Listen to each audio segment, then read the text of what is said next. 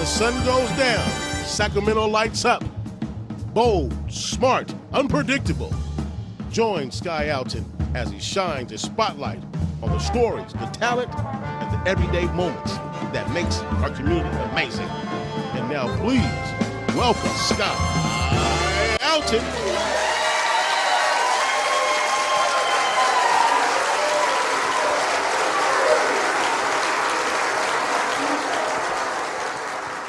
Welcome to another episode of Everyday Amazing. I'm your host, Sky Alton.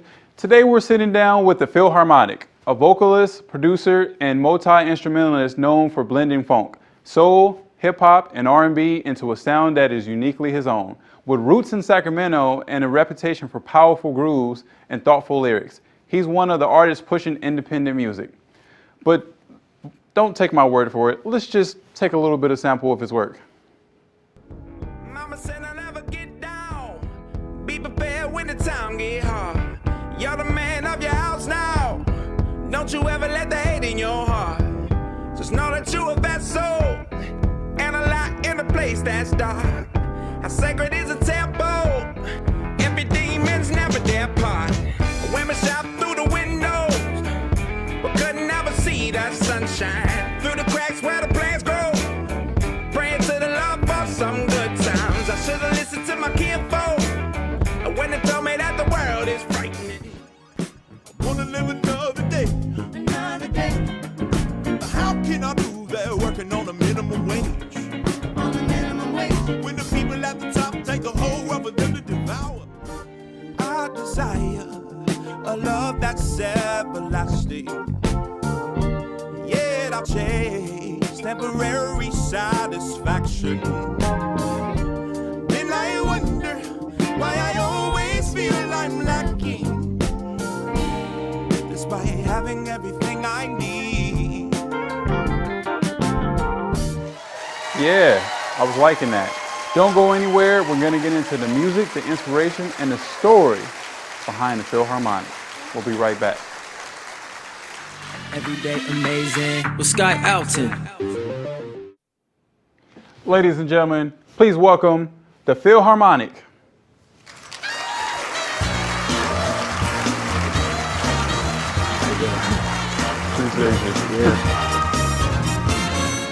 Oh man, welcome. How you feeling, man?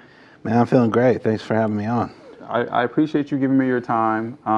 Man, you're like a local celebrity here in Sacramento, man. Like, you know, everyone pretty much has heard of you, and you know they're familiar with your work. But it's like I feel like you haven't done as many interviews, so you're kind of like a mystery here in Sacramento. Yeah. So I'm glad to be able to have you and give some insight. Of course, man.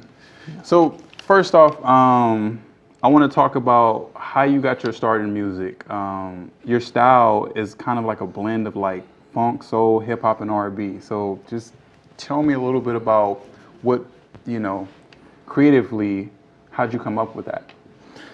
Over the years, I had an extensive music background. So my mom had me in lessons at 6, but I didn't really want to take it because it's like you want to practice and do all that stuff.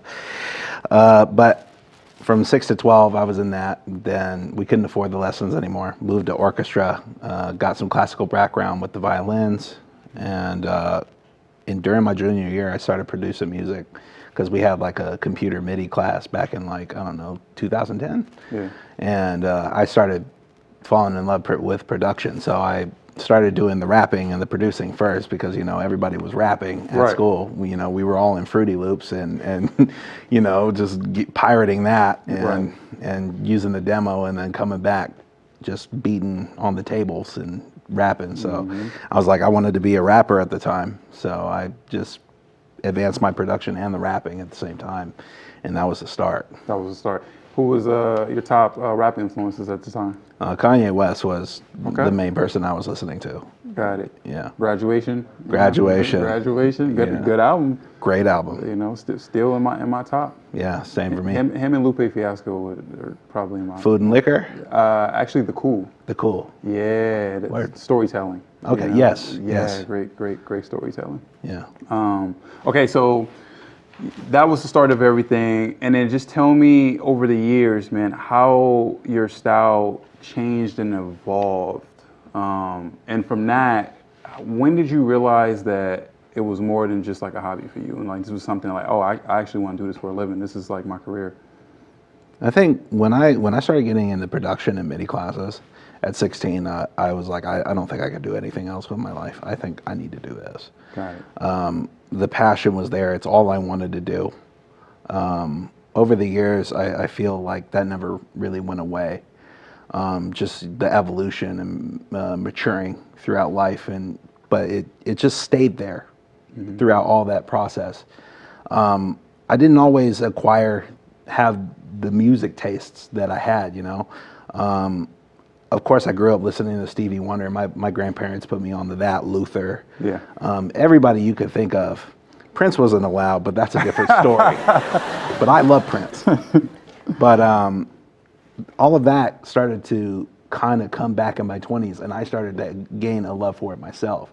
And I realized, like, there's not a lot of people that are doing the throwback stuff, but these are the legends and what we consider the best of all time. And for me, I had competitive aspirations. You know, I wanted to be the best at this. For a long time, I kind of put that down. But for me, in order for me to feel successful, I felt like I needed to be one of the best to ever do it. You know? Good mindset. Yeah. So what was the support like family wise, right? How did your mom when you told her, like, hey, listen, this is it for me. This is all I want to do. Because you know, as parents, you know, they want you to follow your passion, your dreams, but they also want to make sure that you can, you know, take care of yourself and stuff like that. So just what was it, you know, where was your mom supportive? You know, was she like, okay, well, you know, you can pursue music, but maybe have a backup plan, or what was that like? She was incredibly supportive along the way. Especially now, she's still just as supportive, if not more than, I mean, there hasn't been a moment in my life where she wasn't supportive. She put me in a lot of things at a young age, whether it was sports, whether it was music, making sure I did good in school. Those things really prepared me for life. So whatever I did decide to pursue out of passion, I had the discipline to stick with it. Her main thing was making sure I didn't quit. Got it. So, I mean, like, if it doesn't work out, it's good to have a backup plan because music is very fickle. Yeah. Especially as a career, especially now. Yeah. In making it and trying to navigate the industry. So it's good to have another skill. I wouldn't say another hobby, but another skill that you're passionate about. I think in life you can have multiple skills. Would you say for you producing, like if you wasn't making music yourself, would you just be behind the scenes and just Kanye West style, just a super dope producer? Yeah, and I'm doing that now because sometimes, you know, the burden of producing my own stuff and doing the artist stuff, I want to just stick to one thing and see how I can help other artists get to where they're going, seeing what we can create. Because it's like, I'm kind of bored with myself sometimes. I know what I'm going to do. I know what I'm going to say. I know what I'm going to play. Right. You know, it's like you can learn as much as possible, but it's really hard to try to meet yourself where you're at. But with other people in collaboration, it's like really easy. It's like you just have to show up. That's like 80% of the work, and then 20% is just the cohesiveness and the chemistry between the artist and the producer, and then we just work out the kinks from there. Right. Yeah. So for you personally, when you start a new track, what usually comes first? Is it the lyrics? Is it the melody? Because your music is just like the lyrics are there, right? But the melody, it's just a vibe, right? And so creatively, you know, like I said, is it the lyrics first? You have something in your head that you maybe write down, or you're like, okay, but now you don't have the melody, so now you just got to figure out like how to go about putting it together. Like, what's your process like? It usually depends, but when I sit down and I don't have any ideas, the first thing I want to start with is the drums. Okay. I want to put myself into a restrictive box and work around that restrictive box to see what I can pull out of it. Okay. So if I do the drums, then I'll hit the piano with the harmony and the chords and the melody. The melody will come next, and then the first thing I do is the hook, because you know that's the thing that people are going to remember. So I want to come up with the catchiest thing, and I want to make sure it's like all cohesive in these 8 bars, and then slowly expand to the verse. Slowly then go to the bridge after it's done, writing verse 1, verse 2, whatever it may be. But also like experimenting and knowing if I do something too repetitively, I'm going to want to change up the process. So I'll intentionally start off with the bass, or I'll start off with something else. in order to just give myself A challenge. a challenge. I get that. So would you say your favorite instrument is the drums? Piano. Piano. Okay, Yeah, interesting. All right. Yeah. Okay. Start with the drums, but favorite instrument piano. Yeah. Is that because your upbringing, like? Yeah. Got I mean, it. like, because everything I'm doing, even if I'm laying down the drum programming, it's all on the keys. Of course, I'll bring out the guitar when the guitar is needed, and I really love the tones of the guitar probably more than any other instrument. So there's like a lot of qualities about different instruments that I really like. Got it. Yeah. So, like I said, with that being said, and creatively, just how you've been able to create music and style-wise, what would you say at this point in your career, like, how would you say you've changed musically, right? Because the reason I ask that is I always find that in interviews, artists will say, like, sometimes they struggle to stay relatable and stay, like, basically the business side is one way, right? Where it's like, okay, you know, how do you stay true to yourself, but also satisfy like the business side, right? Because a lot of times, like, let's say for like a label might say like, okay, listen, this is what's hot, this is what, you know, people are listening to, right? So you need to do stuff more like this, right? But then creatively, you might be like, yeah, that's not my bag, that's not my style, right? And you yourself, you're such a creative person, right? Do you ever feel like any pressure to be like, you know, I got to put something out that everyone else is doing? Or do you just say, listen, even if, you know, it's not hot right now, I'm still going to stay the course and I'm going to do my own thing, versus like jumping on the bandwagon of like, okay, this is the sound? Because music goes, like we mentioned Kanye West earlier. Yeah. There was a point where that was the sound, right? And he kind of created that, and then other people were trying to like imitate that, right? And so if you were doing that sound, you were getting radio play, your stuff was getting heard. And then over time, then it changes to like beatism became like a thing or whatever, right? Where it's like, oh, like as long as the lyrics didn't even matter, as long as the beat was good or whatever, that was hot. So for you yourself or whatever, how do you handle that? I think if I like the music, if I like the record, that is the foundation for anything, whether it's moving forward creatively or moving forward business. Because of course, if we're serious about doing this for life, which I am, I have to be able to love both sides. I can't just love one. Got it. So for me, I think the acceptance of the business side has led me to actually think on both ends of the spectrum. Being signed to a label now, I think everybody's wanting the same thing, because of course we want the records to sell, because the selling of the record is letting you know that the audience likes it. Right. And of course you want people to like it. You want to connect with people. And if you don't have a record that everybody likes, how are you going to connect with people? Right. And so, you know, we live in this society that involves currency and involves money and capitalism. So, you know, some people hate the game. Some people complain about it. You know, I complain about it sometimes. I think, you know, it's not the most ethical thing, but I have to continue to move in this world with the time I have in this life. And so, like, for me, business is just the avocation of the self. And I think that anybody who is pursuing whatever passion should feel passionate about advocating for themselves, whatever circle they're in. And so it's like, at the same time, my creativity, I don't think, has been touched by the business side. And I don't think my business side has touched the creativity. That's good. They're both aligned in the way of how can we get this to reach people? Yeah. And really, it's just looking at it from a different perspective in order to reach people. But I know that if it reaches me, I'm a person. Yeah. So it's going to reach people. People, yeah. So, you know, that's my take on it. No, and that's good that, like you said, that they've been able to stay aligned, you know, and I hope it always, because, you know, you hear stories, right? Like you hear interviews, it's like, listen, like I wanted to do this or whatever, but, you know, the label wanted me to do this. And it's like, this is the type of music that I'm actually passionate about, but, you know, this is what we're selling. So, you know, for me, you know, that's always something that kind of like I want to know from like an artist such as yourself. It's like, man, like as they climb higher, how do you stay the course, right? Because even that, I wonder that for myself, right? Like as I, you know, get bigger and as I grow, you know, there might be times where like I might make decisions not necessarily because I all the way feel like I'm following like the art form, but because sometimes like it's a business move, right? Like it's like, hey, like this, you should have this because this person is like selling and it's going to bring like more eyes to the show and stuff like that. And so, and I get that, like that's just a part of like the nature of like trying to reach people, right? Right. But it's like that balance, right? Of like, you know, we're gonna talk more, you know, about your career and everything like that. But before we do, we gotta toss to a quick break, and we'll be right back after these messages. Everyday amazing with Sky Alton. Hey, how you doing? I'm Rico the Great, and I'm here with Everyday Amazing with Sky Alton. Hey, you can't beat it. Check my episode out, man. Don't miss it. There's some information about me you're gonna miss. Everyday amazing with Sky Alton.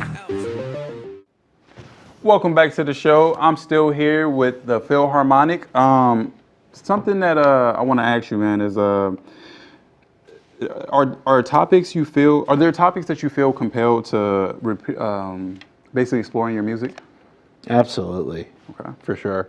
I try to make sure that I'm speaking to the times, whether it's politically, whether it's philosophically, on a personal, societal, community level. I want to be relatable, but not in the gimmicky sense. I want to be able to just tell my story, and I know because we're living in the same society, we may not have the same perspective. Right. But I just want to offer my perspective on it. Do you find sometimes that finding that balance can be difficult? Yeah, absolutely. Especially if you're in your own head or writer's block comes along, or you have this truth on the subject and you're not sure about how it's going to be received. Right. And so it's like, dang, do I need to word this a different way? You know, for me, I think there's a lot of care that's put into what I choose. And if I say something in a record, I really mean it, and I want it to be said, or I want it to cause controversy. So it's intentional. Yeah. You know, I think a lot of artists, well, it's like, well, that's the way you do it. No, I meant what I said. Stand on it. Yeah, I stand on it. I like yeah. that. I like that. Yeah. So then, how do you approach like vulnerability, like in your music? I think vulnerability for me is just putting out the song. I think separating myself from whether people like it or not, which is kind of contradictory to the business aspect of things. But, you know, there's like a philosophical understanding of jumping where the fear is. So if you're afraid of offending people, but you know it's the truth, you should probably do it. Yeah. It's really stepping wherever that fear is, wherever that insecurity is, and you dive there and you go through the motions, and then you still come out on the other side willing and ready to execute the idea. So, you know, when it comes to that vulnerability, it's really just separating myself from caring about people's opinions. Which is, especially in this climate, man, is it's a difficult thing to do. And you seem to navigate it really well. Oh, thank you. Yeah. Okay, so something I want to touch on, man, is because it's, you know, it's, which you might say is one of your biggest accomplishments yet, is NPR. Yeah. Right? Tell me a little bit about how, you know, first of all, the feeling of just being able to perform, you know, on such an amazing platform that, you know, all these other like great artists have performed on, and then how things have changed since then. For me, that moment was a defining moment, not only in my career, but in my life. I feel like everybody goes through that dark night of the soul, or you're walking in the wilderness moment, which I felt like I was really going through before my tiny desk. And I feel like it was just clearing the way and preparing me for the next chapter of my life. And, you know, I think a lot of people will start to see it's like, you know, you're going to go through really hard times and before you get to the place that you want to be. And those times are preparing you for that. And that's, you know, the year prior to then was absolutely terrible. Car accident, you know, every day, like all of my accounts were in the negative. My credit cards were maxed out. I was about to get my stuff repoed. Wow. You know, I could barely afford my studio. Like, you know, it was just, and for me, I mean, I know a lot of people go through terrible things that, you know, what I went through isn't nothing in the span of what they've gone through, right? But when it's happening to you, you don't feel Right. that way in the moment. But sometimes it's about timing. Yeah. I was like, I've been working on this for 14 years, and I can't seem to have people come out to my shows. I know that I'm good at this. I know that I'm meant to do this. What is happening right now? And I was really about to give up on this and say, I quit, man. Because it's like, maybe I'm not. Maybe it's like that's the doubt. It creeps in. Yeah. And, you know, I was like, this is the last idea I have. I remember when I lost the contest, I was so afraid of entering into a contest again. I went where the fear was, went where the insecurity was. Jumped in. I jumped in.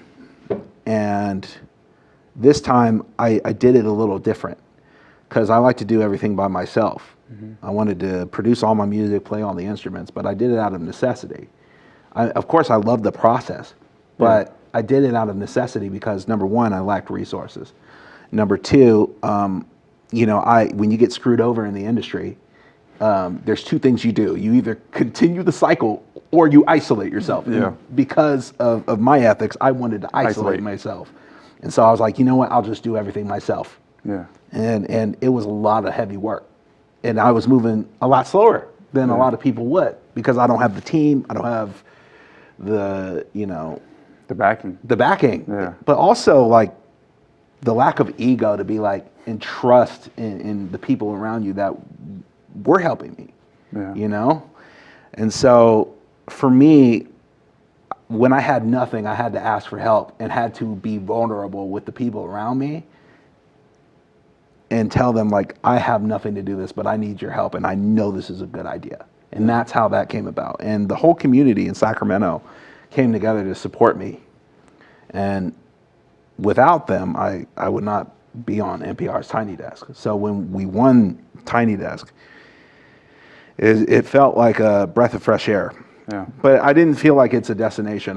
The one thing I do hate about society is that, you know, the way that we portray things, portray people's careers and celebrities as if I want to make it there, without understanding the ebb and flow and the seasons of life and how everybody goes through that, and you can't escape it. You can't escape gravity. Yeah. But we have this destination and shiny ball mindset, which thinks it's like once I make it there, I'm going to get everything that I've ever wanted. And that's not.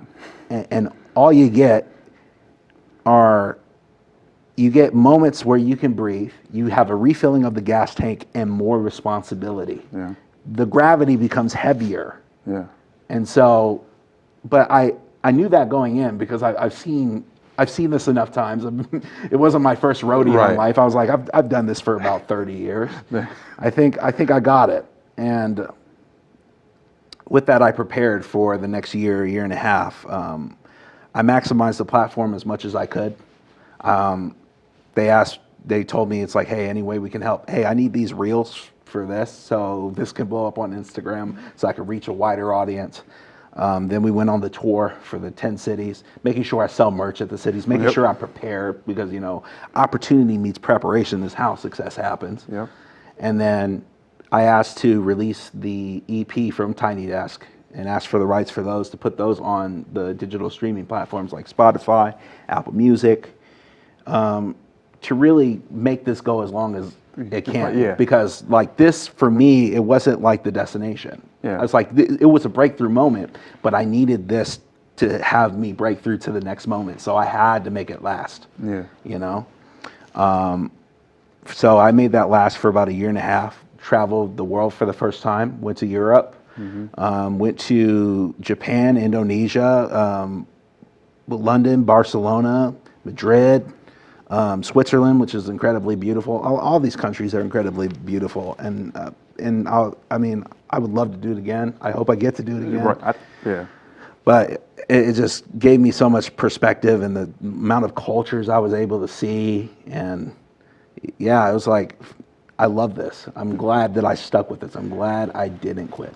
It was that kind of, that moment, man, that kind of, like you said, the breakthrough moment, like that gratification, and I know exactly what you mean, because like there's been times when I felt like every creative person, I feel like, goes through that moment where it's like, you know, you're doing the grind and you know you're good at it, but it's like, you know, if it's not hitting when you need it to hit, and like you say, your resources are drained, you start to question, like you said, the doubt creeps up, and it's like, man, like, you know, like, am I doing this wrong? Maybe I should be doing something else. And it's like, but they always says it happens right when you're thinking about giving up, and then it's like, you know, then you get like a big break and something changes, and then, you know, it keeps you going, right? And I think for you, just to hear your story, I'm inspired, right? Just to hear how you talk about, be very vulnerable with me in this interview about how, you know, that moment, you if you didn't get that, you were, hey, listen, you were thinking about quitting,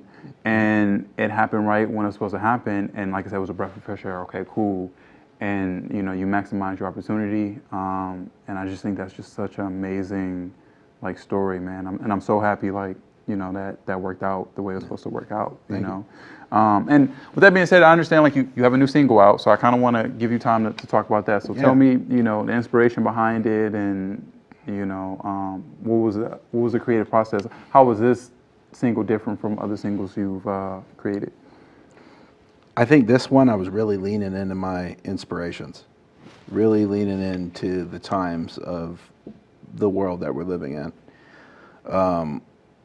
I think the message in the music is really important for people to hear. I'm a lyrics matter type of person.